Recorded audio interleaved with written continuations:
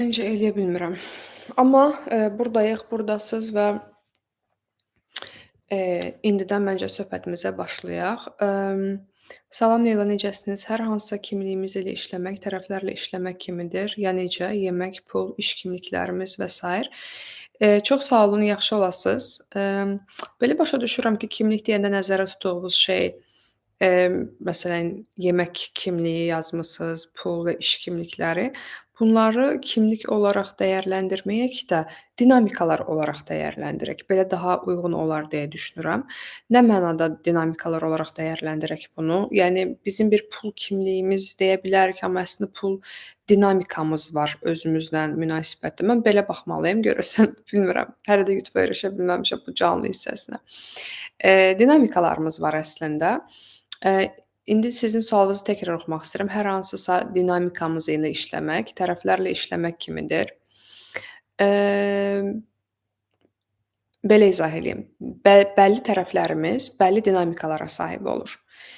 Ümumiyyətlə biz uşaq vaxtından böyüdüləndə, istər şuurlu şəkildə, istər bilmədən, eee, bəlli, tutaq ki, pul barəsində düşüncələrimiz olur və yaxud da yemək barəsində gördüyümüz, götürdüyümüz şeylər olur. İş barəsində belə olur. Məsələn, biz görə bilərik ki, bəzi, məsələn, valideynlərimizin bəziləri, eee belə deyək də, smart work eləyirlər, hard work eləmək əvəzinə. Daha çox işləyib, və yaxud daha az işləyib daha yaxşı qazanc əldə eləyirlər. Kimi. Biz bunları, bizim görüb götürdüyümüz hər şey əslində bizim dinamikalarımızdır. Və bu dinamikalarımızın mən düşünmürəm ki, tərəfləri var. Bu dinamikalarımız sadəcə, belə deyim, bizim görüb götürdüyümüz, xüsusiyyətlərimizdir, bəzən düşüncə tərzimizdir, bəzən vərdişlərimizdir. Və bu dinamikalarla işləmək, tərəflərlə işləmək kimidirmi? Deməzdim. Amma məsələn, özümlə görüşürəm yönləndirməsində, orda tərəflərlə görüşdə əslində, bunu dəyişdirib dinamika ilə işləyə bilərsiniz. Yəni hər hansı tərəflə deyil də dinamika ilə. Çünki bir dinamikanı bir neçə tərəfimizdə görə bilərik və yaxud da bir tərəfimizdə bir neçə dinamika var ola bilər. Bu səbəbdən axtardığımız hissə tərəf deyil də dinamikanın özüdür. Hansı dinamika var, hansı şəkildə işləyir, necə oturuşub bizə, bu günlük həyatımıza özünü necə göstərir kimi bu şəkillərdə. Eee Biraz qarışıq cavab verdim, amma düşünürəm ki, anladınız. Əgər anlamadınızsa, burdayam, burdasız, sualınızı verə bilərsiniz yenidən. Mən anam kimi olmayacam, özüm olacam deyib, sonra anam kimi olmağa başlamaq nə deməkdir? Necə həll etmək olar? Emm, Görüb götürmək.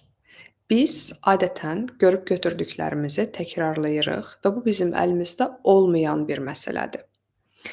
Yəni, sən bir şeyləri görmüsənsə və aydın məsələdir, onu öyrənmisənsə, götürmüsənsə, sən əslində o dinamikanı öyrənirsən.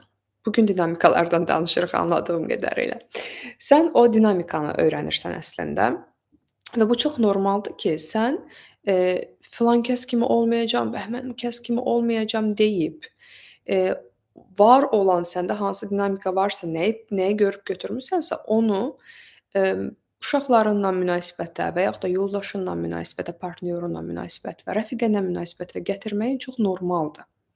Bizim burada elədiyimiz şey qətiyyən, şey olmamalıdır, mən anam kimi olmayacam deyə bilmərik. Yəni, çünki sən onunla, böyümüsən, onu görüb götürmüsən. Nəticə olaraq əlbəttə ki, o dinamikanı bu münasibətlərə gətirəcəksən. Burda necə həll eləmək olar? Bunun başa düşmək ki, bunun önünə keçilmir. Bu özün göstərəcək. Bunun təbii və normal olduğunu anlamaq lazımdır ilk öncə ki, məncə artıq anlayırsınız bunu və daha sonrasında, şuur altı seçimlər və yaxud da şuur kənarı seçimləri şuura gətirmək. Məsələn, anavız həmişə siz yemək yeməyəndə sizi yeməyə məcbur eləyirdisə və siz həmişə düşünürdünüzsə ki, mən anam kimi olmayacam, mən uşaqlarıma məcbur yemək yedizdirməyəcəm, və görürsünüzsə ki, uşaqlarınıza məcbur yemək yedizdirmək istəyirsiniz. Burada anlamaq lazımdır ki, o məcbur yemək yedizdirmək istəyi görüb götürdüyünüz dinamikadan gəlir və orda əslində bunu anlayandan sonra şuurlu bir seçim eləyə bilirsiniz. Necə? Eee, Yeni bir dinamika yaratmaq. Nə deməkdir bu? Mən necə istəyərdim mənlə davranılsın? Mən və bu sualı verəndən sonra o hər hansı bir cavab verirsiniz, fərqi yoxdur. Bunu, yəni tutaq ki, mən istəyərdim ki, məni rahat buraxılsın. İkinci sual bu olmalıdır, yəni mən uşaqlarımı rahat buraxa bilərəmmi? Və orada cavab budursa ki, əgər bəli, əlbəttə rahat buraxa bilərəm. Rahat buraxım uşaqlarımı getsinlər, yeyirlər, yesinlər, yemirlər, sonra yeyərlər. Belə bir şey olurmu? Burada bu hə cavabı varmı? Varsa nə gözəl, yoxdursa, orada müəyyən müqavimətlər var deməkdir. Bəlkə müəyyən narahatlıqlar. Məsələn, ola bilər ki, yox, yəni bəlli çərçivələr var, uşaq filan saatda yemək yeməlidir. Burada artıq baxmaq lazımdır ki, o sizin inandığınız uşaq bəlli saatda yemək yeməlidir düşüncəsi hardan gəlir? Yəni bunu da görüb götürmüsüz, yoxsa bu sizin düşüncənizdir? Nə bilim, bəlkə hansısa pediatrdan bunu öyrənmisiniz. Və belə olanda siz, seçim, eləyə bilirsiniz şuurlu şəkildə. Bəlkə yeni şeylər öyrənirsiniz və bu sizin baxış bucağınıza təsir eləyir. Bəlkə yeni şeylər öyrənmirsiniz, şuurlu seçimlər eləyirsiniz. Nəticədə o nəyə görə uşaqlarıma imkan verə bilmirəm ki, rahat olsunlar, bunun üzərinə işləyirsiniz. Bunun üzərinə işləmək üçün də ən gözəli təbii ki də özümlə görüşürəm yönləndirməsidir. Terapiyaya gedin, getməyin fərqi yoxdur. Bu dinamikalarla işləmək olsun, niyə uşaqlarıma rahatlıq verə bilmirəm, tutaq ki, yəni rahatlıq verə bilməyən tərəfin uşaqlarına çox güman ki, sənə də rahatlıq vermir. Çərçivələrdə saxlayır səni. Özünü çərçivələrdə saxlayan tərəfindən əslində belə deyək də, o tərəfindən görüşürsən, o dinamika ilə görüşürsən. O şəkildə, özün üzərində işləyib həll eləyə bilirsən deyə düşünürəm.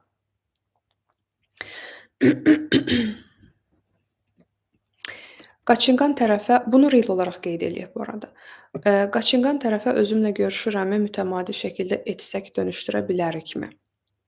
Nə qəşəng sualdır. Sualı belə anlayıram. Əgər mən münasibətdə partnyordan olar digər insanlardan, yəni yaxın münasibətlərdən qaçıramsa və özümlə görüşürəm də, yaxın münasibətlərdən qaçan tərəfimlə işləyirəmsə, bir müddət sonra, məndə dəyişiklik ola bilər yoxsa yox? Bunu soruşursunuz əslində və cavab əlbəttə, əlbəttə ola bilər və bu çox normaldır. Çünki sizin bu qaçan tərəfin, necə deyərlər, bunu belə ifadə eləmək düzgündürsə əgər loru dildə desək ki, dərdi var. Heç kim durduğu yerdə qaçmaz. Qaçmağımızın səbəbi var. Qaçmağın ən böyük səbəblərindən adətən mənim təcrübədə gördüyüm, bu olur. Qorxu, tərk olunmaq qorxusu, pis bir şeyin baş verəcəyi qorxusu. Yəni bu onsuz da bu münasibət hər nədirsə rəfiqə münasibəti ola bilər, partnyorla olan münasibət ola bilər. Eee Onsuz da alınmayacaq, onsuz da yaxşı olmayacaq. Onlar məni atmamışdan mən onları bir atım. Çünki axırı yaxşı qurtarmayacaq. Ya tərk olunacam, ya bir şey olacaq. Yəni adətən bu olur səbəb. Və özümlə görüşürəm də, sehrli bir şəkildə, belə deyək də, qaçan tərəfinizə nəsə eləmirsiniz. Qaçan tərəfin qorxuları üzərinə işləyirsiniz. Bəlkə məni tərk eləyəcəklər, çünki artıq tərk olunmuşam, bunun üzərinə işləyəcəksiniz. Bəlkə onsuz da mənim başıma yaxşı şeylər gəlmir, 100% bunun da nəsə pis bir şey olacaq. Bəlkə bunun üzərinə işləyəcəksiniz və əlbəttə bunu mütəmadi şəkildə eləyəndə, özünüzlə işləyəndə, yəni əlbəttə ki, dəyişir. Bu çox normaldır bu dəyişim. Axşamınız xeyir olsun. Bunu da reel kimi qeyd eləyək bu arada. Axşamınız xeyir olsun. Çox gözəl videolarınız var. Sizi bu gün kəşf eləmişəm. Çox şadam sizi tanıdığım üçün. Nə gözəl. Bu gün kəşf eləmisiniz. Bu gün tanış olmuşuq. Çox qəşəng. Salam Leyla xanım. İmtahan həyəcanlı yönləndirməsini əldə etmişəm. Hələ bu gün. Hər video üçün nə qədər müddət sərf etsək, ortalama daha effektiv nəticə əldə edə bilərəm. İmtahan həyəcanı proqramını nəzərdə tutursunuz çox güman ki. Mükəmməl proqramdır. Təbrik eləyirəm sizi. Mən əslində orada danışmışam tanışlıq videosunda. Bir həftəyə bir video düşünün. Çünki hər videonun çalışmaları var. O videolar çox dərin videolardır. Nə mənada? Yəqin ki, izləmisinizsə görmüsüz. Suallar verirəm videoların içərisində. Orada o videonu dayandırıb o suala cavab vermək ağlımıza, zehnimizə ilk nə gəlir təbii ki, bundan. Bu çox önəmlidir deyə düşünürəm. Və özünüzə zaman tanımaq. Yəni o videoya baxmısınız, bəlkə bir hissəsini anlamayacaqsınız, sonra yenidən dönüb baxmaq. Yəni ona bir zaman tanımaq önəmlidir. Mən ortalama 1 həftə 10 gün hər video üçün zaman ayırmağınızı tövsiyə edirəm. Və hər videodan sonra psixodinamik çalışmalar var. Yəni psixodinamik əsaslı, suallar var, bunu hazırlamışam və onlara da oturum bir yerdə cavab yazım deyil də, biraz üzərinə düşünüm, bir baxım. Yəni özünüzə zaman vermək şərtdir. Yenə deyirəm, 1 həftə 10 gün, ideal müddətdir hər video üçün. Orada da 10 video var. Eee, Özünüzə zaman verin yəni. Bu arada fərqi yoxdur hansı proqramı əldə eləmisiniz. Hər hansı sualınız varsa, hər hansı geri dönüşünüz varsa, bu müsbət ola bilər, mənfi ola bilər, heç fərqi yoxdur. Mənlə paylaşın. Mənə DM yazın Instagramda və yaxud da iş nömrəsini, bilirsinizsə, iş nömrəsinə yazın. İş nömrəsini də, canlıdan sonra Instagramda paylaşaram. Instagram adresimi də burada qeyd eləyim hər ehtimala. Çünki ola bilər yeni tanış olan insanlar üçün. Yəni burdayam, burdayıq. Nə sualınız olsa burdayam. Çünki yaratdığım proqramların necə deyərlər, arxasındayam. Bu mənim üçün çox önəmlidir. İşləmə tərzimi bilirəm. Çünki bəzən şey olur, məsələn, elə bu gün Instagramda paylaşdım. Özümlə görüşürəm yönləndirməsini əldə eləyiblər, və, şey deyir, yəni deyir, mən əldə eləmişəm özümlə görüşərəm yönləndirməsini. Yəni həmişə deyir, siz danışırdınız, mən düşünürdüm ki, axı vau effekti yoxdur, yəni nəyə görə, Leyla bu haqda danışır? Və sonra deyir, baxdım ki, məntiqsəlləşdirirəmmiş bu şeyi, duyğularla işləməyi, duyğularıma təmas eləmirəmmiş. Özümlə görüşürəm də duyğulara təmas eləmək üzərinədir. Əlbəttə ki, bir şey olmaz. Amma onu mənə yazdığı zaman, bunu bildiyi zaman, məsələn, heç mənə də yazmayıb əslində həmin izləyicim. Sadəcə o məntiqsəlləşdirmək reel paylaşmışam. Oradan başa düşüb ki, məsələ nədir və işləyib və çox yaxşı alınıb. Bunu mənlə paylaşmışdı.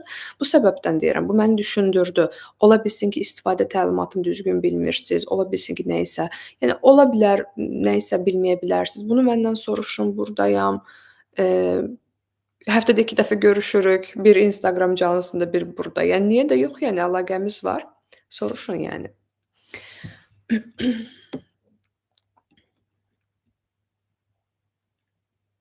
Hansı sualda qalmışdım? Bunu da qeyd eləyək reel olaraq.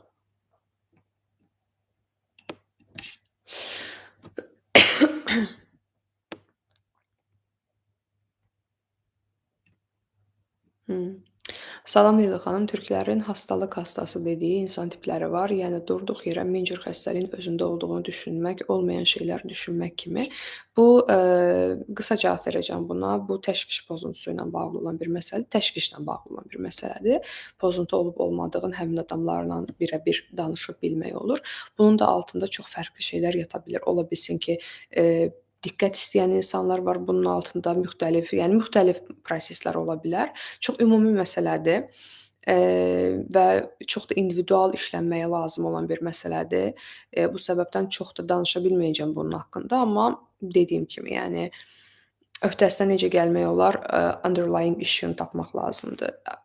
Eee, Əsas səbəbi, dibdəki səbəbi, bunu da necə eləyə bilərsiniz özünüz üçün?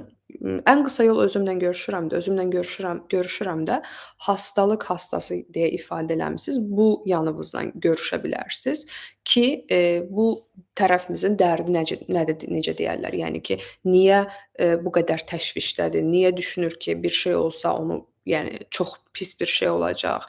Və orda çox şeylər, çox qatlar çıxacaq burda. Yəni bu bir proses, bir qatlı bir proses deyil, onun qatları çıxacaq və o şəkildə, işləyə biləcəksiniz.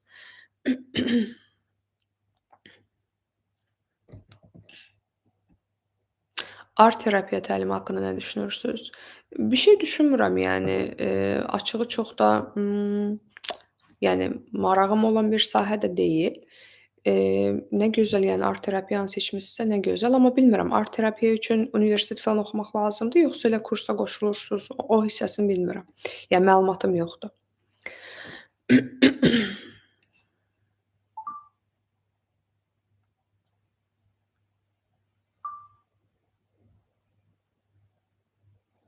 Hımm. Mən əvvəl çox canlı, cıvıl-cıvıl, enerjik biri idim. İndi çox sakit, kənardan izləyən, sanki daha olğun davranan biri olmuşam. Necə bilim ki, mən gerçək məni itirmişəm, itirmişəm, yoxsa bu sağlam dəyişimdir? Özünüzü izləyəndə necə hiss eləyirsiniz? Bu çox önəmlidir. Bu sualınızın cavabıdır. Hisslər məktəbindən Türkandır sualı yazan. Son görüşdə mənə demişdiniz bunu. Üzərinə danışa bilmədik. Bitdiyinə görə görüşlərimiz burada yazmaq istədim. Pul dinamikası misal üçün necə olur? Bunu hərfi məna olaraq da anlamaqda çətinlik çəkirəm. Yəni pul ilə olan münasibətim ya necə? Bəli, Türkan xanım, pul ilə olan münasibətiniz. Pul dinamikası bilirsiniz nə ifadə eləyir? Ümumiyyətlə dinamika nə deməkdir? Seçimləriniz, vərdişləriniz, bəzən bu seçimlər şuurdan gəlir, bəzən bu seçimlər şuur kənarından gəlir. Pula necə bir münasibətiniz var? Məsələ budur. Yəni pulu necə bir şey olaraq görürsüz, nə ifadə eləyir sizin üçün? Bu hər şey üçün keçərlidir, yemək üçün də. Və adətən, məsələn, pul, yemək, bu dinamikalar bənzər olur. Yeməyə necə münasibət göstərirsə insan, adətən pula da elə münasibət göstərir. Təbii ki, fərqli də ola bilər, amma mən əksər halları nəzərdə tuturam. Yəni bəli, düz anlamısınız əslində. Onunla olan münasibətiniz. ADHD diaqnozunu psixoloq qoyur, yoxsa psixiatr? Psixoloqlar, klinik psixoloqlar da daxil heç bir diaqnoz qoya bilməzlər. Çünki biz psixoloqlar tibbi qurtarmırıq. Yəni biz tibb universitetini bitirmirik. Bizim bitirdiyimiz universitetlər, belə deyək də, hətta kliniki psixologiyanı bitirsək belə, tibbə aidiyyatı yoxdur. Bu səbəbdən biz resept yaza bilmərik, diaqnoz qoya bilmərik. Bu bizim öhdəliyimizdə deyil. Bunu psixiatr eləyir. Fərqi yoxdur bu ADHD üçün olsun və yaxud da bu, digər, belə deyək, pozuntular üçün olsun. Bunu yadınızda saxlayın. Bu çox önəmlidir. Bunu da real olaraq məncə qeyd eləyək, çünki çox adam həmişə bunu soruşur. Eynən bunu soruşurdum. Bu özümlə görüşürəmdə qaçınqan tərəfi siz yazmışdınız yəqin ki, Ülkər xanım. Biraz yaxınlıq yaranan kimi partnyor münasibətimdə gərginlik bədənimi sarır, incinməkdən qorxuram. Bəli, özümlə görüşürəmdə incinmişlik haqqında işləyəcəksiniz. Nərgiz xanım yazıb, özümlə görüşürəm, anlamaqda çətinlik çəkirəm. Təşviş yaşadığım və təlaşlı hiss etdiyim anda eləyirəm, amma hissin içində batıb qalıram. Təşviş hissim daha da artır, gərgin oluram, mən nəyi düz etmirəm? Sual o deyil ki, mən nəyi düz eləmirəm. Mən sualı bu şəkildə qurmazdım. Sual daha çox mən bu halda özümlə görüşürəmdə nəyi işləsəm daha yaxşı olar? Nərgiz xanım, burda məsələ orasındadır ki, məsələn, siz bunu təşviş yaşadığınız və təlaşlı hiss elədiyiniz anda eləyirsiniz ki, bu çox önəmlidir, yaxşı eləyirsiniz. Amma ordakı, düşüncəniz nə olur? Daha sakitləşməkmi olur? Söhbəti daha, belə deyək, anlamaqmı olur? Duyğularınıza yer açmaqmı olur? Nə olur görəsən orda məsələ? Məsələn, mən burada nəyi nəzərdə tutaram, nəyi sizə daha doğrusu tövsiyə eləyə bilərəm? Təşviş yaşadığınız, təlaşlı hiss etdiyiniz anlarda əgər, özümlə görüşürəm eləyirsinizsə, təlaşlı hiss edən yanınızla görüşün. Bu bir duyğu ola bilər, bu bir hadisə ola bilər, fərqi yoxdur. O təlaş duyğusu, yəni təlaş duyğusunun özü belə ola bilər və, o şəkildə görüşün. İkinci bir məsələ var burda. Yəni çünki mən bilmirəm siz məsələn bunu eləyəndə orda seçməlisiniz də nə ilə görüşdüyünüzü bilmirəm. Ona görə bunun şərhini verirəm. İkinci bir məsələ var. Orda mən sual verəndə, özümlə görüşürəmdə biraz vaxt verirəm. O vaxtda baxın görün siz necə hiss eləyirsiniz və çox güman ki, təlaşda olduğunuza görə hər şey bir-birinə qarışır. Halbuki ilk ağlınıza gələn, yəni, ilk nə gəlir ağlınıza, onu seçin. Çünki biz təlaşlı olanda zehnimiz hər yerə gedir. Onu da seçir, bunu da seçir, onu da seçir. Ola bilsin ki, orada da bir düyün olur. Bu səbəbdən, əslində bunu orada qeyd eləyirəm, amma yenə də xatırlatmağa ehtiyac duyuram. İlk gələn ağlınıza və ağzınıza da hətta bunu seçin. Bir cümlə dediniz, bu cümlə sizin üçün şuurlu bir şəkildə, yəni nə dəxli deyə ola bilər ya da heç indiyə qədər xatırlamadığınız bir, söz xatırlaya bilərsiniz. Bunlar çox normaldır. Amma ilk olanları seçin və bu şəkildə işləyin. Nəsə sualınız olsa mən təbii ki də burdayam, yazın. Bura yaza bilərsiniz, digər yerlərə yaza bilərsiniz. Bir baxaq görək nədir məsələ, çünki bir şey olur orda.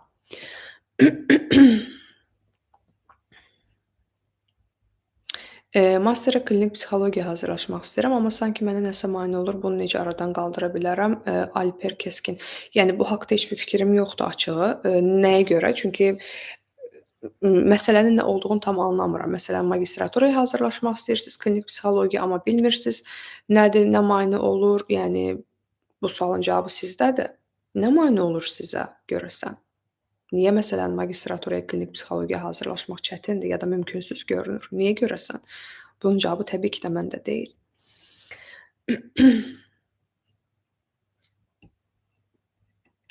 Hımm, şeyi yazmısınız səbəbi. Mənə qorxulu gəlir, ordakı fənlər çətin gəlir sanki. Psixologiya asan deyil onsuz da. Eee, yəni heç biri asan deyil. Fənlər olaraq asan deyil. İndi baxırsınız, klinik psixologiyada nələri, hansı proqrama müraciət eləyirsiniz. Bəli, asan deyil. Amma bu o demək deyil ki, öhdəsindən gəlməyəcəksiniz. Burda, bu nəyə görə sizə bu qədər çətin gəlir, buna bir baxın.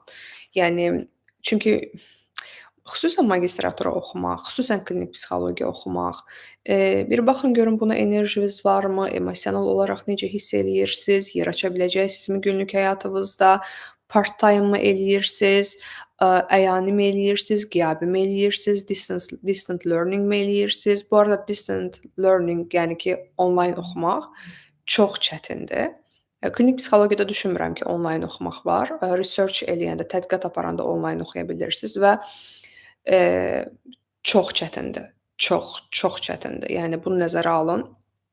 Amma klinik psixologiyada çox güman ki, orada olmalısınız və bu səbəbdən, yəni qorxularınızın üzərində işləyə bilərsiniz təbii ki, amma nəzərə alın ki, dəstək olan insanlar var. Orada tutorlarınız olacaq, müəllimləriniz, professorlarınız olacaq. Onlar sizə çox kömək eləyəcək. Yəni onlarla əlaqə qurmaq, yəni çox da həyəcanlı bir yoldur. Mən həmişə buna inanıram Leyla olaraq. Bir şey məni sadəcə, belə deyək, sevindirirsə, o əksikdir. Və bir şey məni sadəcə həyəcanlı, neqativ mənada həyəcanlı hiss elətdirirsə, o da əksikdir. Yəni illa ikisindən biri olmalı ya da ikisi eyni anda olmalı deyil də, məsələn, mənim diqqətimi çəkən şeylər adətən ikisinin eyni anda olduğu yerlər olur. Yəni bir şey həm yaxşı mənada həyəcanlıdır, həm də pis mənada həyəcanlıdır. Həm çox qorxuram, amma həm də çox böyük maraq duyuram. O yerlərdən adətən çox yaxşı belə deyim də, çox yaxşı, nəticələr çıxır. YouTube-un özü də belədir. YouTube hələ o vaxt Azərbaycanda 2016-da YouTube videosu çəkmək, yəni çox həyəcanlandığım bir şey idi, yaxşı mənada istədiyim bir şey idi. Amma həm də əlbəttə ki, bunun çətin tərəfləri var idi. Çəkilişi olsun, mövzuları olsun, bilmirdim. Yəni belə-belə öyrənə-öyrənə irəliləyirsiniz, öyrənə-öyrənə davam eləyirsiniz və bu çox önəmlidir deyə düşünürəm. Bununla bağlı terapiya ala bilərsiniz, özümlə görüşürəmlə işləyə bilərsiniz. İmtahanlarda əziyyət çəkirsinizsə, imtahan həyəcanı proqramını işləyə bilərsiniz. Çünki ola bilər ki, şey kimində olur, məndə alınmayacaq və özgüvənsizlik. İmtahan həyəcanı sizə çox kömək olar deyə düşünürəm. Bunları canlıdan sonra story-də paylaşarıq.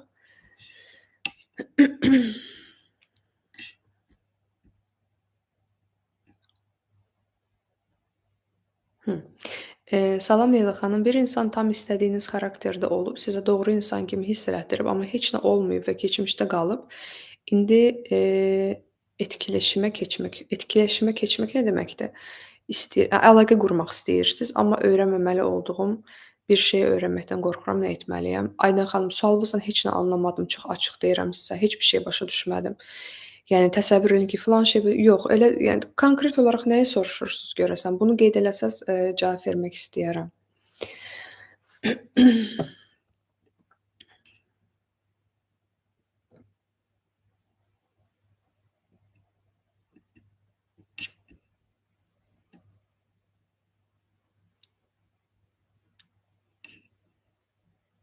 Hımm.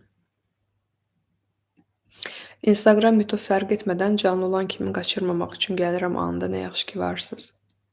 Nə gözəl Nihat bəy. Çox dəyərlidir, çox qiymətlidir bu sözləriniz.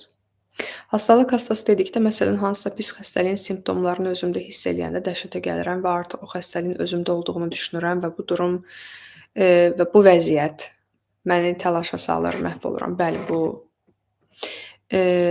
bunun haqqında bayaq danışdıq. Əlavə olaraq bir sual vermək istərdim ki, şüurlu şəkildə nəyisə başlamaq istəyirəm. Bunun mənim üçün vacibliyini dərk eləyirəm. Lakin səbəbini bilmədiyim bir tənbəllik ya da qorxu məni qırağa salır. Bunun adı özünü sabotədir. Özünü sabotə, yəni mən tam da dediyiniz vəziyyət, yəni bir şey eləməliyəm, amma eləmirəm. Bəlkə qorxuram, bəlkələr var. Bunun psixologiyası haqqında çox geniş danışmışam Fit Master klassında. Onu əldə eləyib oradan işləyə bilərsiniz öz üzərinizdə. Salam Leyla xanım, sualım sanki mən parıldasam anam məndən geridə qalır və bu da mənə vicdan əzabı verir. Bunu necə dönüşdürə bilərəm? Hımm. Terapiya da olsa sizə suallar verərdim əslində. Daha yəni yer ayırmaq istəyərdim, amma məsələ belədir. Niyə düşünürsünüz ki, siz parıldasız, anavız sizdən geri qalacaq? Vicdan əzabı dediyimiz günahkarlıq hissidir əslində.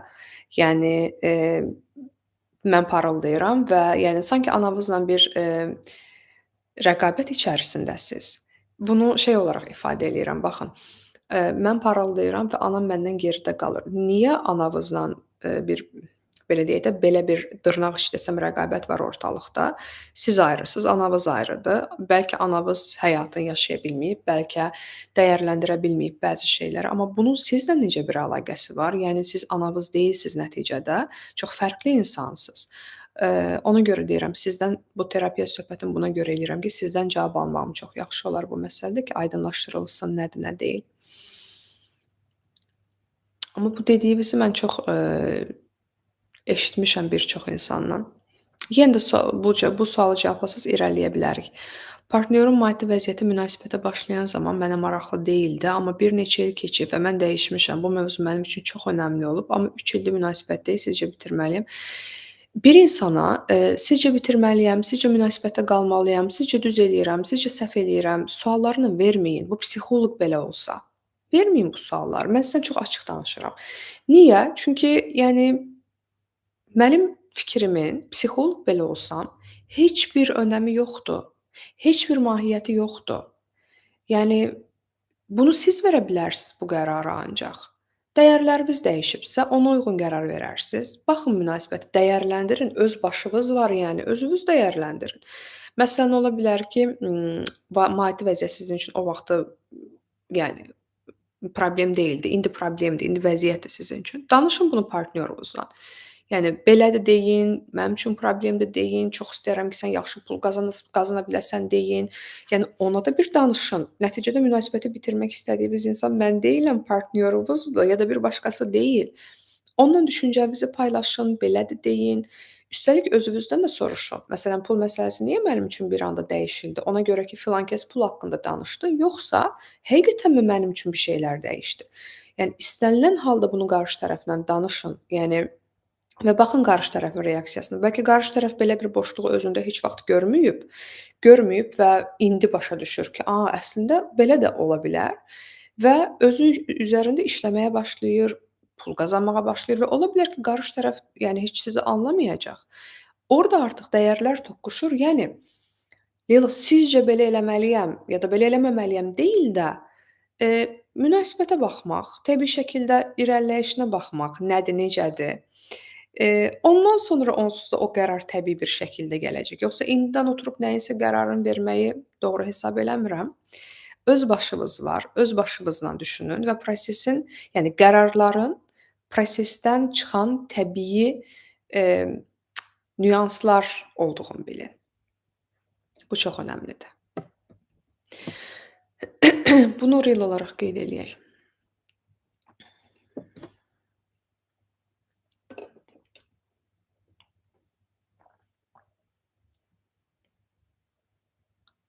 Emm, hımm. Fənn olaraq məntiq, informatika nəzərdə tuturam. Yəni kimsə əli ilə aparıb məni Xəzər Universitetinə qoysa oxuyaram. Amma proses mənə çətin gəlir, texniki mənə yaxın deyil. Problemi sırf qəbul. Magistraturanın qəbulu Azərbaycanda Xəzər Universiteti. Mən Xəzərdə oxumuşam, amma bakalavr oxumuşam. Çox da o vaxtı üçün, indi bilmirəm. Amma o vaxt üçün çox bəyəndiyim, çox sevdiyim bir universitet idi. Yəni təhsilini çox bəyənirdim. Azərbaycanda çox fərqlənirdi və nə yaxşı ki, Xəzər məzunuyam. Yəni bunu çox canı könüldən deyə bilərəm. Yenə deyirəm, indi üçün bilmirəm, o vaxt üçün möhtəşəm idi. Eee Belə başa düşürəm ki, magistraturada riyaziyyat filan fənnini verirsən. Onu bilmirəm. Yəni onun haqqında bir qərar, yəni heç bir fikrim yoxdur. Çünki Azərbaycanda magistratura oxumamışam, proses necə olur xəbərim yoxdur. Amma istənilən halda sizə çətin gələn proses, yəni xüsusən imtahanla bağlı danışırsınız, imtahan həyəcanı proqramı sizə birə-bir kömək eləyəcək. Çünki orda, yəni fərq yoxdur, nə üzr performans göstərirsiniz. Orda danışmışam bu haqqda, necə öhdəsindən gəlmək olar, necə hər şeyi bölmək olar, kimi, yəni çox detallar verdiyim videolardır. Onunla maraqlanın. Eee, yəni düşünürəm ki, alına bilər, niyə də alınmasın? Fit master klassınız yalnız şəkli ilə bağlı disiplin yaratmaq üçündür. Bəzi vərdişlərimi formalaşdırmaqda disiplin yaratmağa uyğun ola bilər. Xeyr, mən fit master klassını çəki üzərindən izah eləmişəm, amma siz bunu, istədiyiniz hər hansı bir məsələdə, eləyə bilərsiniz. Bunu həmişə qeyd eləyirəm əslində.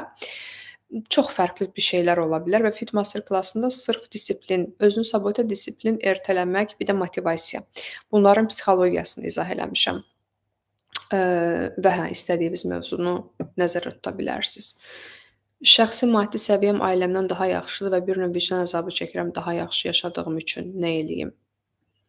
Emm, bunun hətta bu bayaq ana söhbətində də belə idi. Bunun normal olduğunu bilin.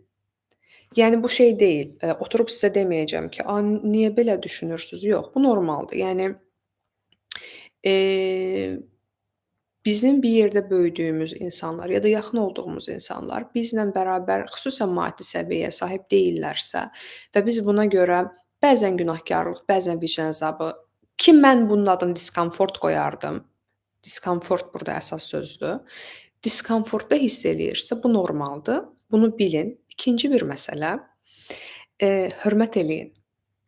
Siz aya 1000 manat qazana bilərsiniz, 5000 manat qazana bilərsiniz. Amma ailəviz aya 300 qazanırsa ya da 500 qazanırsa, hörmət eləyin. Yəni çünki onlar əllərindən gələnin ən yaxşısını eləyirlər və bu çox möhtəşəm bir şeydir. Onlar onu qazanırlar. Və bu qədər, yəni, hörmət eləmək o qədər gözəldir ki. Çünki siz özünüz 1000 qazanıb ailəviz 500 qazananda sizin ailəvizə açıq danışmaq lazımdırsa, yazığınız gəlir. Yəni onlara, onların halına yanırsınız. Və bu mərhəmət də deyil, bu yazığı gəlməkdir. Bu bilirsiniz nə deməkdir? Vay vay, yəni onlar eləyə bilmirlər, amma bax mən eləyə bilirəm, amma onlar eləyə bilmirlər. Onlar eləyə bilmirlər demək, onların vəziyyətini aşağı görməkdir. Halbuki, yəni onlar əllərindən gələnin ən yaxşısını eləyirlər. Ya da əllərindən gələnin ən pisini eləyirlər, fərqi yoxdur, amma onlar da bir şey eləyir. Və insanların əməyinə hörmət, bu bacınız ola bilər, qardaşınız ola bilər, atavız, anavız ola bilər. Bu çox önəmlidir. Belə olduqda, yəni insanlar, bu işi görür və filan qədər qazanır və o pul dəyərlidir. Sizin üçün 1000 manat nədirsə, onun üçün də o pul o qədər deməkdir.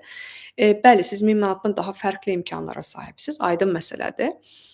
Amma onların da qazandıqları, yəni 1000 sizə necə gəlirsə, onlara da 500 elə gəlir. Bunu unudursuz. Halbuki bu çox, aydın məsələdir. Bu səbəbdən, dediyim kimi hörmət eləyin və insanların əməkləri var ortada və hörmət eləyəndə artıq vay vay, yəni 300 qazanırlar, 500 qazanırlar, mən onlardan daha yaxşı yaşayıram. Yox. Yəni onlar da qazanır və nə yaxşı ki qazanırlar. Bu şəkildə baxmaq olar. Təbii ki, əlinizdən gəlir və kömək eləmək istəyirsinizsə də, niyə də yox, yəni bunu da eləyə bilərsiniz.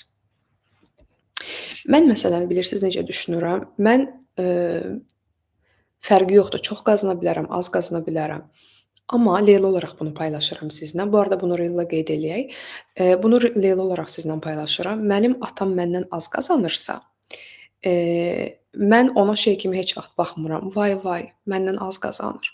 Yox, yəni atam qazanır, o qədərini qazanır, onu özünə uyğun qazanır.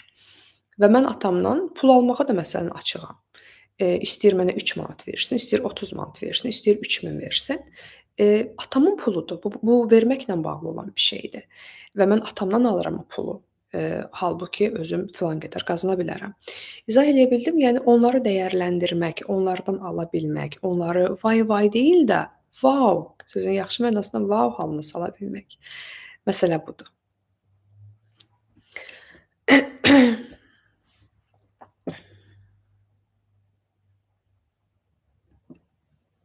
Təşəkkür edirəm Leyla xanım, yaxşı ki varsınız. Siz yaxşı ki varsınız. Burdayıq, söhbət eləyirik. Anamın özünə icazə vermədiklərini mən edəndə bəli, günahkar hiss edirəm. Bəli, Ayşən xanım, yəni anavızın özünə icazə vermədikləri, amma yəni siz anavız deyilsiz, siz fərqli insansınız, siz özünüzə icazə verə bilərsiniz. Mən sizi yalnız YouTube-dan izləyirəm, Instagram istifadə eləmirəm. Terapiya üçün necə əlaqə yarada bilərəm sizlə? Terapiya üçün əlaqə yarada bilməyəcəksiniz, çünki qeydiyyatımız bağlıdır. Baxın, bunu həmişə qeyd eləyirəm əslində. Mən psixodinamika ilə işləyirəm. Psixodinamika isə elə bir şeydir ki, biz bəlli insanlarla uzun illər boyunca bərabər oluruq, işləyirik. Bəzən həftədə bir dəfə, bəzən həftədə 2 dəfə, fərqli dönəmlər üçün fərqlidir. Və bu səbəbdən işlədiyim insanlar var. Və bu illərlə davam elədiyinə görə bir anda kimisə seansını kəsib, kimisə yerinə yazmırıq. Təbii ki də belə bir şey olmur. Bunun üçün çox uzun növbələr var hazırda. Yəni bu dəqiqə 3 ilə yaxın bir növbə var hətta. Bu səbəbdən, mən gözləmə listinə yazılmağınızı tövsiyə eləmirəm. Başqa həmkarlarımla işləyin. Şəxsən tövsiyə eləyəcəyim həmkarlarım yoxdur. Yəni kimsə tövsiyə eləyə bilmərəm, amma bu o demək deyil ki, Azərbaycanda yaxşı psixoloqlar yoxdur. Əminəm ki, taparsınız.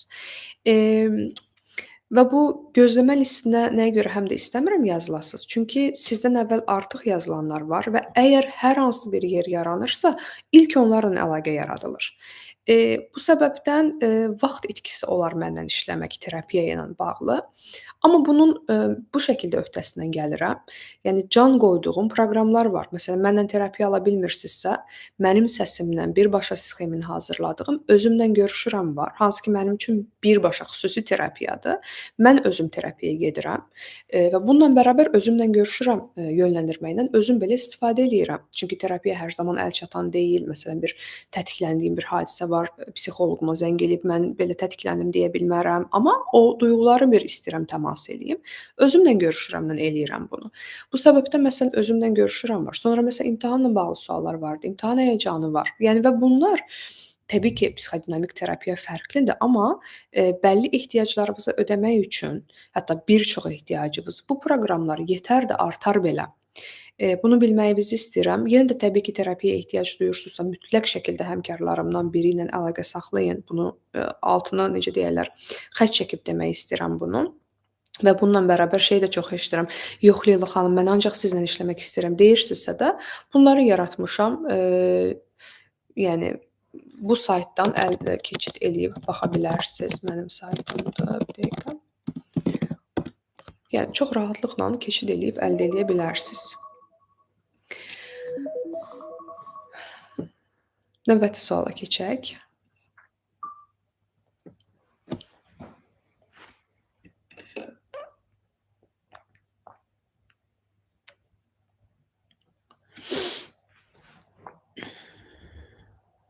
Anavızı analıq eləmək hissi. Anamın daim qayğısında qalmaq ehtiyacı hiss eləyirəm, ehtiyacı olmasa niyə anavıza yazığınız gəlir Əsmər xanım? Niyə onu güclü anavızı çox güman ki, güclü görmürsüz. Niyə amma görəsən? Bir sual verim. Evli olan bir qadın başqa kişilərlə sadəcə yazışmağa, bundan motivasiya alıram deməsi hansı duyğu boşluğunu yaratdığı səbəbdir? Bundan qurtulmağın yolu varmı? Yoldaşı ilə də arası yaxşıdır. Bu biraz falçı sual oldu, yox? Yəni niyə belədir deyə. Bunun niyə belə olduğunu bilmirəm. Təbii ki, həmin adamla danışıb bunu aydınlaşdırmaq olar ki, oradakı boşluq nədir? Çünki yəni yəni bunun altında o qədər səbəb ola bilər ki. Amma mən indi bir səbəb verəcəm, siz də deyəcəksiniz ki, hə bu səbəbdir. Sonra o oradan yola çıxaraq bir növ irəliləyəcəksiniz, nə isə düşünəcəksiniz. Bunun doğru olduğunu düşünmürəm. Bu səbəbdən səbəbləri də paylaşmayacağam. Amma həmin adamla danışmaq lazımdır və siz bu adamsınızsa, bəlkə sualı başqa cür verə bilərsiniz və yaxud da mən sizdən soruşmaq istəyərəm ki, yəni nədir bunun boşluğu? Yəni nəyin boşluğu var da hər kəsdən danış, yəni nə alırsınız? Sualı belə qoymağım daha düzgündür. Bu yazışmalardan, yəni digər insanlarla yazışmalardan aldığınız duyğu nədir? Bu bir diqqətdirmi? Bu bir Nədir yəni? Məsələn, əgər bunun cavabı diqqətdirsə, diqqətə mi ehtiyacınız var? Yoldaşınız sizə kifayət qədər diqqət verirmi? Ya da siz ondan kifayət qədər diqqət ala bilirsinizmi? Əgər ala bilmirsinizsə, bunu onunla paylaşa bilərsiniz. Yox, əgər yoldaşım da diqqət verir, amma mən daha çox diqqətə ehtiyac duyuram deyirsinizsə, orda artıq baxmaq lazımdır vəziyyətə. Yəni çox qatlı prosesdir. Terapiyaya gedin, bir baxın görün nə var, səbəb nədir? Və yaxud da belə eləyə bilərsiniz, yəni ən yaxşısı özümlə terapiyaya gedə bilmirsinizsə, məsələn, özüm və yaxud da terapiyaya gedə bilirsinizsə də onun fərqi yoxdur, onsuz da özümlə görüşürəm, psixodinamikanın boşluqlarını doldurur mənə görə. Bunun üçün yaratmışam. Özümlə görüşürəm də, hər kəslə yazışmaq istəyən o yanınızla görüşün. Çox güman ki, daxili konflikt yaşayırsınız. Bir tərəfdən fikirləşirsiniz ki, yoldaşım var, digər tərəfdən bunu eləməyə çalışırsınız və özünüz də başa düşmürsünüz nə baş verir. Bu çox normaldır, yəni o baxımdan ki, yəni bu daxili konfliktin olmağı çox normaldır. Özümlə görüşürəm də, özünüzlə görüşüb bu yanınızla, hər kəslə yazışan yanınızla görüşüb, bunun səbəbini də, bilə bilərsiniz və bir neçə dəfə də özümlə görüşürəm eləyib, necə deyərlər, bunun üzərinə işləyə də bilərsiniz bu şəkildə. Amma hansısa nəyisə doldurur, bunu mən deyə bilmərəm, yəni bunu bilmirəm. Çox sağ olun. İmtahana hazırlaşmaqla bağlı videolarınız varmı orda? Yəni məndə problem başlaya bilməməkdə həyəcanım yoxdur. İmtahan həyəcanı adı imtahan həyəcanıdır, və sizin həyəcanım yoxdur dediyiniz, Alper yazmısınız adınızı. Alper bəymi deməliyəm, yoxsa xanımmı deməliyəm bilmirəm, amma təsvir elədiyiniz vəziyyət həyəcandır. Məsələn, yazmısınız ki, məndə problem başlaya bilməməkdə də həyəcanım yoxdur. Həyəcanınız var deyə başlaya bilmirsiniz. Odur məsələ. Həyəcanlısınız deyə başlaya bilmirsiniz. Yəni qorxursunuz deyə başlamırsınız. Keçə biləcəyinizə inanmırsınız deyə başlamırsınız. Bacara biləcəyinizə inanmırsınız deyə başlamırsınız. Və bunlar həyəcandır. Yəni həyəcan illa fiziki şəkildə olmur ki. Bunlar həyəcandır. Və imtahan həyəcanı proqramı da performans həyəcanı, bu sosial fobiya ola bilər, insanlar qarşısına çıxış ola bilər, nəyisə bacaracağınıza inanmamaq ola bilər, xüsusən özgüvən, bunlarla işləyir. Və bəli, imtahan həyəcanı sizin üçündür. Bunu da real olaraq qeyd eləyək, çünki çox maraqlı idi. Təsvir elədiyiniz şeyin həyəcan olduğunu bilməmək, məsələn, çox maraqlı idi həqiqətən. Yerinə yetirdiyim uğurlarımdan məmnun ola bilmirəm. Bu şəkildə mən qane olmuram. Məsələn, universiteti bitirmişəmsə, hə, nə olsun ki, nə var bunu etməyə deyib keçirəm. Bu, Bahar xanım, daxili səsiniz, yəni içsəlləşdirdiyiniz daxili səsdir. Və burada mənim sizə sualım o ola bilər ki, bu səs kimin səsidir? Kim sizə belə yanaşıb və yaxud da yanaşır? Ola bilər atanız sizə məsələn deyirdi ki, hə, nə olsun da, yəni neynəmisən ki? Kimdən bu münasibətə məruz qalmısınız? Kim sizi bu cür münasibətə məruz qoyub? Buna bir baxın. Çünki o səs içsəlləşdirdiyiniz kiminsə səsidir. Bununla işləmək üçün də özümdən görüşürəm yönləndirməsini eləməyinizi tövsiyə edirəm. Salam Elli xanım, təşəkkürlər bu faydalı canlılar üçün, çox dəyərlidir. Sualım isə belədir. Davamlı valideynləri itirmə qorxusunun beyində fırlanması nə ilə əlaqədar ola bilər? Gülzar xanım, çox sağ olun, sözləriniz çox dəyərlidir. Belə ifadə eləyim, valideynləri itirmə qorxusu olsun, digər qorxular olsun, yəni beynimiz bir şeyi seçir, yəni bu təşvişdir əslində və onun haqqında daima neqativ ssenarilər qurur. Bəzən yəni bu ssenarilər valideynləri itirməklə bağlı olur. Bəzən bu ssenarilər liftə minəcəm və liftdə çox pis bir şey olacaqla bağlı olur. Bəzən bu ssenarilər imtahandan keçə bilməyəcəmlə bağlı olur. Yəni olur, yəni neqativ ssenarilər beynimiz bir şey götürür və hər şeylə bağlı ola bilir. Və yaxud da məsələn bu xəstəlik xəstəsi deyilən məsələ yenə də eyni məsələdir. Bu sırf valideynlərimizlə olan məsələ deyil də zehnimizin bir şeylərə ilişməyidir. Və sizi neqativdə saxlamağıdır. İndi burada sual verə bilərəm ki sizə, sual vermək istəyirəm ki, yəni nə olur da zehniniz, yəni bu cür belə deyək də, kobud dillə ifadə eləsəm, neqativdə qalmaq istəyir. Niyə? Bu çox önəmlidir. Pozitiv bir şeylərin olacağına inanmamaqdanmı gəlir görəsən bu? Çünki sizi tanımıram və əlbəttə ki, buna cavab verə bilmirəm.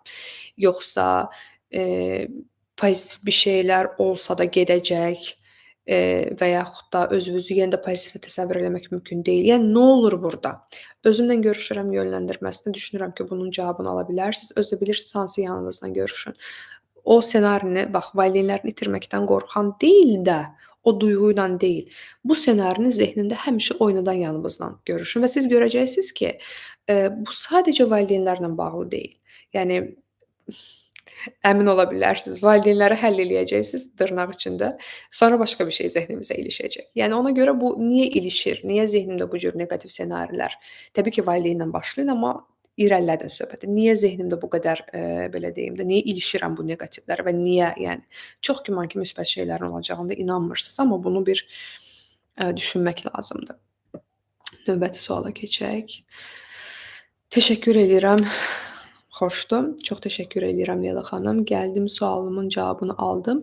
Yuxarıda vermək istədiyim sual verildi. Hörmət haqqında danışdıqlarınız minnətdaram. Əlbəttə Ayşən xanım, əlbəttə. Daimi haqsızlığa uğradığımı düşünməyin səbəbi nədir? Bilmirəm. Nərgiz xanım, heç bir fikrim yoxdur. Sizcə səbəbi nədir? Bunu səhər vərəqlərində yazaraq öyrənə bilərsiniz. Yəni səhər yuxudan durun və 3 səhifə nə istəyirsinizsə yazın. Orda öyrənə bilərsiniz. Cavabı düşünərəm ki, tapacaqsınız, amma tapa bilməsəz özümlə görüşürəm eləyin. Çünki bu individualdır. Mən bilmirəm bu nə ilə bağlıdır. Salam Leyla xanım, 3 ildir təşviş problemi yaşayıram. Terapiyalar, kitabları və s. heç nə çarə etmədi. Ən pisi də odur ki, bu təşvişim mənə asılılıq gətirir. Bir insana yapışıb qapa bilmirəm.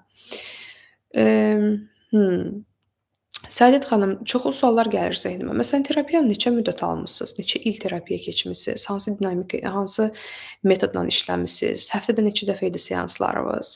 Məsələn, ilk bunlar gəlir zehnimə. Bunları yazsaz çox sevinərəm. İllərdir atamı başqa cür tanıyırdım. Heç demə anam bilməyək deyə göstərməyib bizə. 26 yaşımda atamın necə bərbad bir insan olduğunu öyrənmişəm.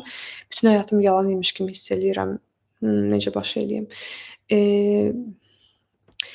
Əslində, yəni çox ağır bir perioddan keçdiyinizi eşidirəm. Çox çətin bir şey təsvir eləyirsiniz. Həqiqətən də sanki bütün həyatınız yalan imiş kimi. O qədər təbii, o qədər əslində yerində ifadə eləmisiniz ki, bunu. Yəni baş eləməyin, baş eləməyə çalışmayın belə. Təbii ki, baş eləmək üçün nələrsə yəqin ki, eləyirsiniz falan filan, amma ağır bir prosesdən keçirsiniz və bunu bilməyiniz artıq kifayətdir. Çox ağır proses təsvir eləyirsiniz. İndiyə qədər belə olub, indi fərqli bir, yəni bir şok yaşayırsınız və bu şokla, yəni şokla baş elənilmir, şok yaşanılır. Yaşayın şokunuzu necə deyərlər. Bəlkə yas duyğunuz gələr, bəlkə çox kədərli hiss eləyərsiniz. Dəstək ala bilirsinizsə terapiya alın. Baxın, burada mənim proqramlarımdan istifadə eləməyə, terapiya olmasa istifadə eləməyin məsələn. Gedin terapiya alın, real olaraq dəstək görün. Və əgər təbii ki, terapiya ilə bərabər özümlə görüşürəm eləyəcəksinizsə nə gözəl. Amma özünüzə kömək eləməyə bu yerdə çalışmayın. Qoyun başqası sizə kömək eləsin. Bu çox önəmlidir. Bunu bilin yəni. Bəli, yazğı gəlmək hissidir. Bir növ düşünürəm, qurban pozisiyasına salıb və salır özünü. Həm ailədə, həm mənim yanımda başa düşürəm ki, həddimə deyil kimsə bu hissi bəsləmək. Maraqlı məqamdır, təşəkkür eləyirəm. Bir də psixodinamikanı seçməkdə məqsədiniz nədir? CBT, şema və sair kimi terapiya növləri ilə maraqlanırsınızmı? Tamamilə şəxsi maraqdır. Yəni məsələn, mən psixoanalitika, psixodinamika, yəni mənə bunlar maraqlı gəlir. Məsələn, mənə CBT çox dayaz gəlir və şema ilə yox, yəni mənə maraqlı deyil. Mənə psixodinamika maraqlıdır, zövq də verir psixodinamika ilə işləmək. Şəxsi, belə deyək də, preferences, üstünlük verdiyim şeylər ön planda olur və nəticə olaraq psixodinamikanı seçmişəm. Yəni bu sizin üçün də eynidir. Bəlkə sizə CBT sizə maraqlıdır, bəlkə şema sizə maraqlıdır. Bunu artıq siz özünüz seçirsiniz.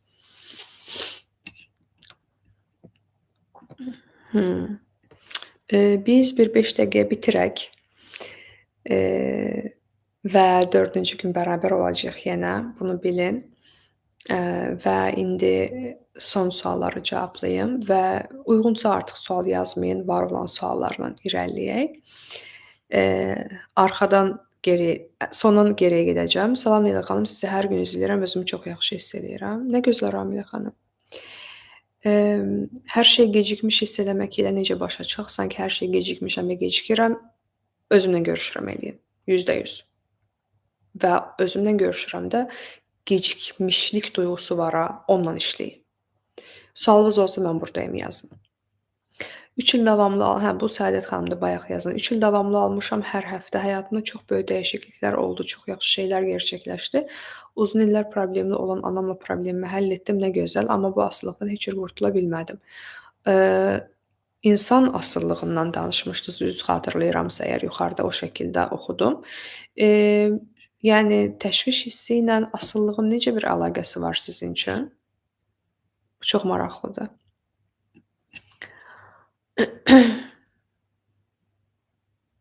Hmm. Çox sağ olun cavablandırdığınız üçün. Düzdür, fikirləşdikcə görürəm ki, bu neqativ ssenarilər yalnız valideynlərlə bağlı deyil, özümlə görüşməliyəm. Mütləq, mütləq Gülzar xanım. Mən də yazın necə keçdi deyə. Özümlə görüşürəm, o qədər sevirəm. Çox sevirəm. Təşəkkür edirəm cavablandırdığınız üçün. Biraz öncə Instagram canlınızı da izlədim, dəyərli. Instagram canlılarını izləyirsiniz? Yəni çox maraqlıdır. Çünki Instagramda o qədər şey olur belə. Yəni, 1 saatlıq video. Mən düşünmürdüm ki, kimsə onu oturub izləyir.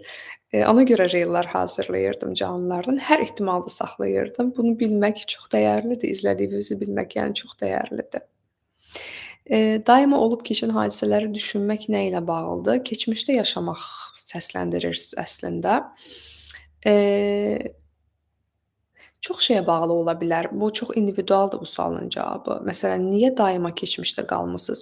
Bunun, böyük əksəriyyətinin belə deyək də cavabı olur ki, sizin üçün bir şeylər natamam qalıb, tamamlanmayıb. Bəlkə deyilməmiş sözləriniz var, bəlkə, yəni paylaşılmamış nələrsə var və zehnimiz ordadır yəni.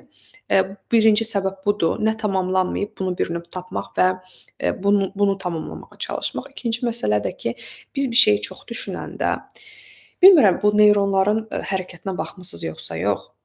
Bu üzrə var, yəni internetə baxa bilərsiniz.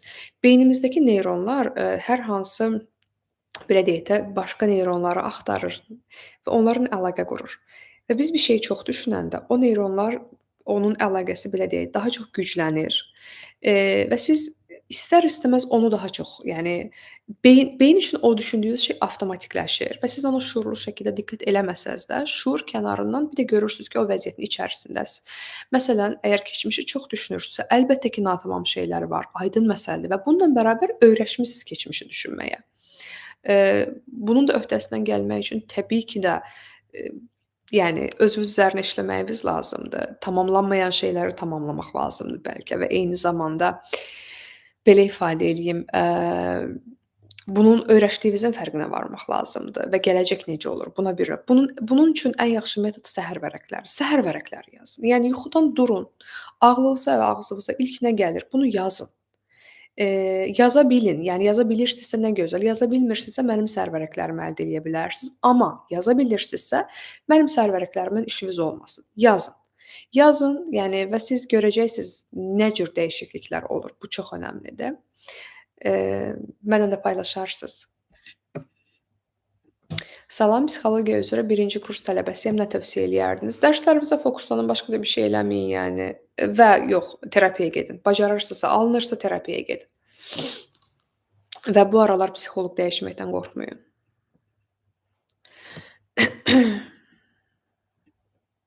Hımm. Okay, baxın Səadət xanım, özünüz haqqında çox önəmli bir, nüans qeyd elədiniz. Asılı olduğum insanlardan ayrı duranda təşvişim alovlanır. Təşvişim də ilk başda asılılıq yaratmışdı.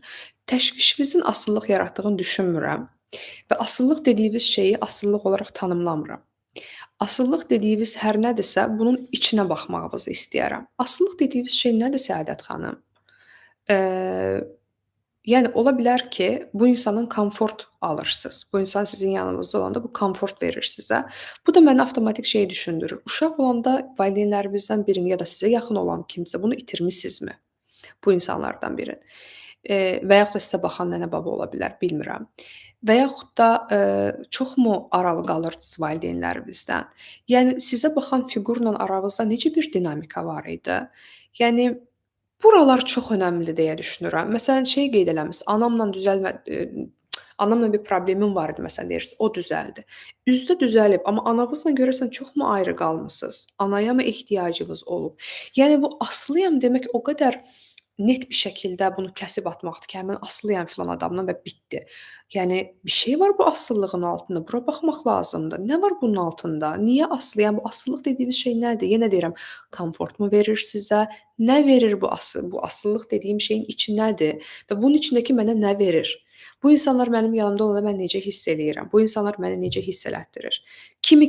Onun tərkibin belə deyək də, onu araşdırın özünüz üçün. Və ondan sonra məsələn deyirsiniz ki, ayrı duranda təşvişim alovlanır. Görünür ki, bu insanların aldığınız hər nədirsə, onlardan ayrı duranda bunun yoxluğu ortaya çıxır. Və Səadət xanım, bu indi ilə bağlı olan bir proses deyil. Bu çox güman ki, uşaqlıqla bağlı olan bir prosesdir. Ola bilsin ki, məsələn deyirəm, bilmirəm, tanımıram sizi. Ola bilsin ki, ananızdan ayrı qalmısınız və biri ilə indiki zamanda biri ilə ayrı qalanda o zamanlar gəlir, yəni belə deyək də, uşaq səadət çıxır, üzə və çox, inciyir, ağlayır, narahat olur, bəlkə nəfəsi kəsilir ki, təşviş dediyimiz şey budur. Yəni bu indinin bu indiyə aid olan bir şey deyil ki. O uşaq yanınız bu çox önəmlidir. Bunu terapiyada işləməyiniz çox yaxşı olar. Özümlə görüşürəmdə də bu uşaq yanınızdan işləyə bilərsiniz deyə düşünürəm. Yəni bu şəkildə öhdəsindən gələ bilərsiniz. Yəni çünki mesajınızı da oxuyanda şey kimi eşidilir. Leyla, mən hər şey eləmişəm, amma məndə alınmayıb. Yox, niyə alınmasın ki? Yəni çox aydındır əslində məsələ. Təbii ki, sizlə daha çox danışsam daha çox aydın olar, amma, budur məsələ. Hıı. Çox sağ olun, çox lazım olan hisslərə çox incəliklə toxunduğunuz üçün. Çox xoşdur bunu eləmək, bilin.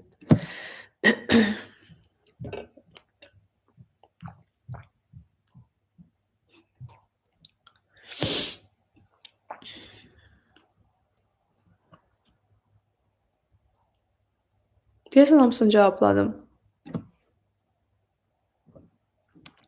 Hə, vau! Afərin mənə, hamısını cavablamışam. Okay, dayanaq bu gün burda. Bu canlı YouTube-da paylaşılacaq əgər heç bir texniki problem yoxdursa. Instagram adresini burdan yenə də qeyd eləyirəm. Ondan sonra saytımı da qeyd eləyirəm. Özümü lap Zoom görüşündə hiss elədim.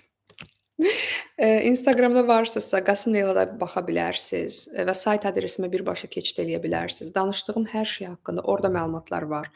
İmtahan həyəcanı olsun, fit master klassı olsun, hansı ki, yəni özün sabit haqqında danışmışdıq. Ondan sonra özümlə görüşürəm xüsusən. Hamısı orada var. Oradan bütün məlumatları əldə eləyə bilərsiniz və birbaşa keçid eləyib ala da bilərsiniz. Əgər var olan, belə deyəm, proqramlarla bağlı hər hansı sualınız varsa, hər hansı geri dönüşünüz varsa, mən burdayam, biz burdayıq. Mənimlə əlaqə saxlayın, DM yazın. İş nömrəsi var, onu da burada paylaşım, bir onu da bilin.